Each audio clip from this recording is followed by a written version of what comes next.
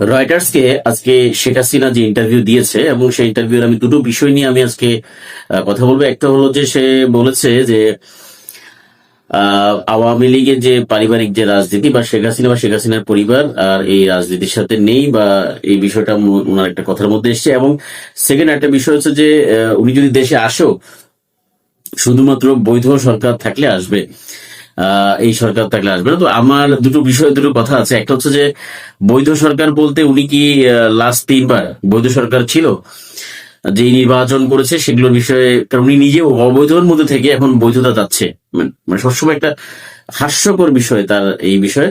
এবং রয়টার্স এইটা নেওয়ার মাধ্যমে একটা ভালো বিষয় হয়েছে যে তার নেতা কর্মীদেরকে একটা ভালো মেসেজ গেছে যে আপা আসবে, আপা আসার যে সম্ভাবনা সে আপা কিন্তু কনফার্ম করেছেন তুমি আসবে না, এই বিষয়ে মোটামুটি কনফার্ম করেছে। এবং এটা খুব আশা হতে হয়েছে বেচারা, যারা এতদিন অনেক আশা ভরসা ফেসবুক ফাটিয়ে যেভাবে বা বিভিন্ন সোশ্যাল মিডিয়াতে তারা কিছু ভিডিও বানিয়ে যেভাবে ওদের যে কার্যক্রম চালাচ্ছিল সেগুলো একটু ভাটা পড়ে গেল সামান্য।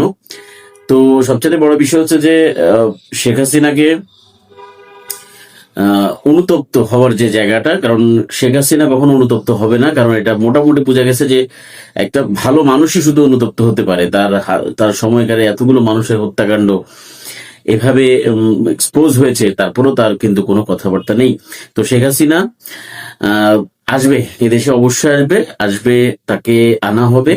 এবং এই আনা হওয়ার মাধ্যমে যে ন্যায় বিচার, তার যে হত্যাকাণ্ড, তার যে কর্মকাণ্ডের সেই বিচার এই বাংলাদেশের মাটিতে অবশ্যই হবে, এবং এটা রায় হতে খুব তাড়াতাড়ি হবে। সে দেশে আসলে খুব ভালো হয়, দেশে আসলে খুব ভালো হয়। দেশের মানুষ তাকে যেই ঘৃণা, সেই ঘৃণাটা থাকবে। আর আরেকটা কথা বলি, তাদের যে সমর্থক বাহিনী রয়েছে, সমর্থক থাকবে ভাই, একদম সত্য কথা যেটা, যে হিটলারেরও কিন্তু এখন সমর্থক জার্মানিতে রয়েছে।